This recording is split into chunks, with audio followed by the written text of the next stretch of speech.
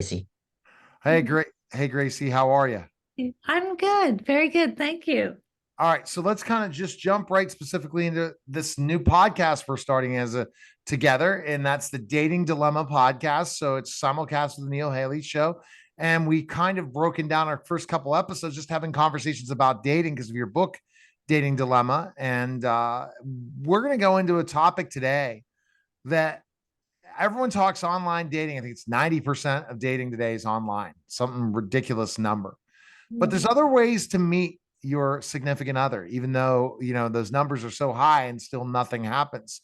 So let's talk about other ways to meet your significant other on that's not online. Okay, number one, I think the one of the main things you need to do is to be kind to everybody, because you never know, even in like situations where there may initially be a disagreement or disappointment. If you react to that with kindness, you may open up the door to a relationship with that person, whether you like them initially or not. There's things that can happen. And actually, one of my friends for a long time, him and I absolutely couldn't stand each other. And we worked for the same company. We could not stand each other. He was OCD. I'm not OCD. And he was very like, kind of, I felt like very arrogant. And when I got to know him, though, we became best friends after that, because somehow we were both going through very difficult times in our personal lives, and so we bonded over that. And then we became best friends, and we just had a hilarious time at the job. I don't think I would have stayed at that job as long as I did without him being there, because we had such a great time just joking with each other. And I was giving him a hard time about his OCD, and I'd always rearrange things on his desk when he was gone so he wouldn't know where anything was, stuff like that. I mean, that. So use your kindness first. And then the other thing is be humorous. Be willing to laugh at things that, that you might do wrong, or that be willing to laugh at people, not when things go wrong. Don't always take it so seriously. Instead, take it humorously and just kind of have a little joke about it or whatever. The other thing is to be a good conversationalist. Have really look into what the other person may be excited about, what they may be really pumped up about. And if you like them, then try to find out more about what they're excited about. 100%. If you do that, then you're seeing a connection by meeting them in Yeah. another place. You see there's a connection. A lot of times, online dating is so superficial that we really don't get to see the person. Yeah, that's a problem. I'm actually just reading a book about online dating. It says, that it is so superficial. There's so many, like with filters, you can make yourself look like you're 30 years younger. And that's not what you really look like.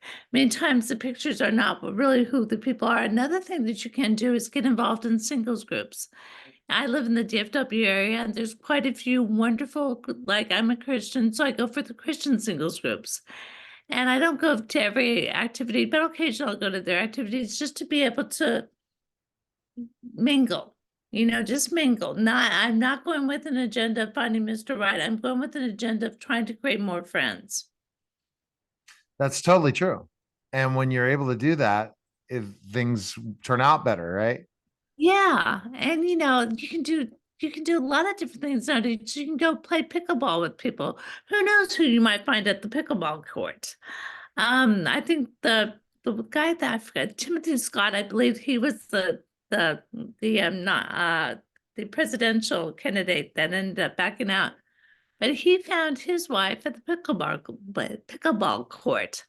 I mean, there's all kinds of things you can do nowadays that gets you into different arenas where you may be able to find the perfect mate for yourself. Wow. It's such great information you bring in that and you find an interest and you're like, bam. And that's sometimes difficult. You have to be really curious and also investigate, right? It sounds like with the singles groups and stuff to investigate to find a place. And the thing is, I mean, the thing is, if you like, do really like doing something like pickleball, or going to movies, or going out to late days, which is what the singles group that I am associated with does, or going out to eat every Saturday night, if you like doing those kind of things initially, okay, you're going in with a very positive attitude because you like doing this. You like having this activity. If you like having that activity, you're automatically going in with good positive energy instead of negative energy. If you're being forced to go somewhere that you don't want to go, you're going to come in with negative energy. And negative energy is not a good thing, right? No. Oh, never, never. You should never come in with negative energy. You should always come in with positive energy and be open to whatever life presents to you. And so that's one way. Is there other ways in the singles groups?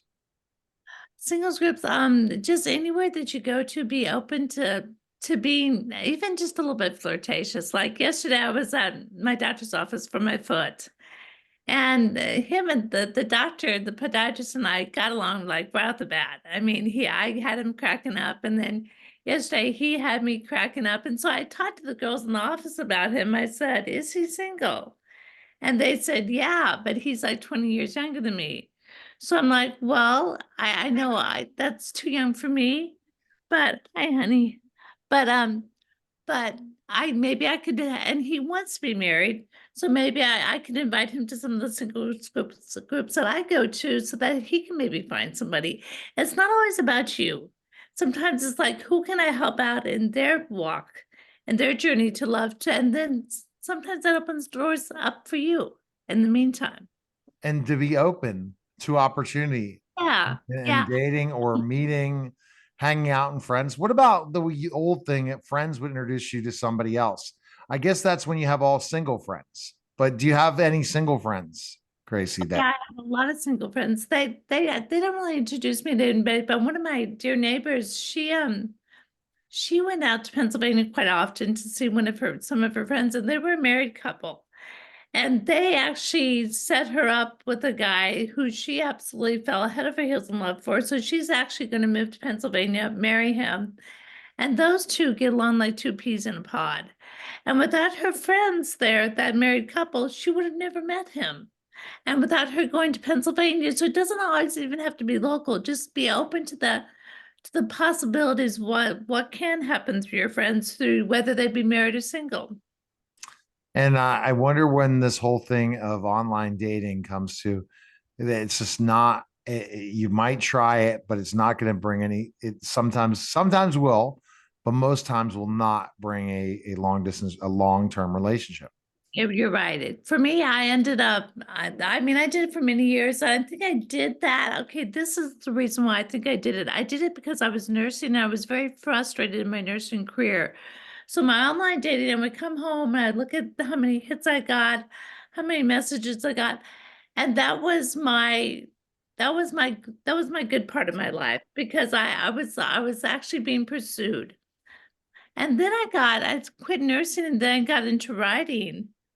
And became so like enthralled with my writing career that I became so fulfilled in my writing career that to go to online dating, I'm like, I didn't even want to look at the messages. I'm like, I don't even want to see what's out there because I have no interest in that. I have interest only in what I'm doing with my writing and then being open to other possibilities, but not doing the online dating thing because it just wasn't working for me. And it was always such a disappointment. You know, you get so excited, oh, I'm going to meet this guy. Maybe this is one. And then boom, it would go nowhere. All right. Well, people can pick up your book today. Let's talk about the dating book. Where can they go? Okay, I have the first one, the second one out. It's called Just One: The Dating Dilemma by Gracie Lynne. And I'm now working on the third book. And if you think the first or the second book is great, you just wait until the third book comes out because it's going to knock your socks off. All right. This is a special simulcast, the Neil Haley Show and the Dating Dilemma podcast, guys. Take care.